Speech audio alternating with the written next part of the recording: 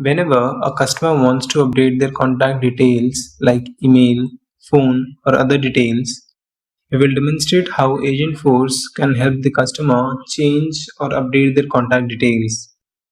Currently, we are on the contact page where you can find email, phone, and other such contact details of the customer. Now we will go to the experience side where customer can ask the Agentforce to update the phone number and contact details.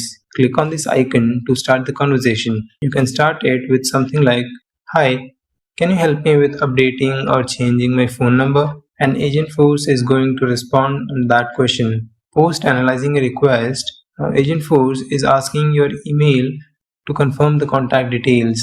Let me enter my email ID. After providing your email ID here, Agentforce will get your account details. You can see the current phone number on the contact record detail page. Next, you have to provide the new phone number so that it can be able to update the current phone number. So now I will enter the new phone number here as an input to the Agentforce. After analyzing this request, the Agentforce will successfully update the phone field value in the contact object with the new one. You can verify that in the contact record of the respective customer. Always refresh the page and the new phone number has been updated. This is how you can use the Agentforce to update the contact details of any customer.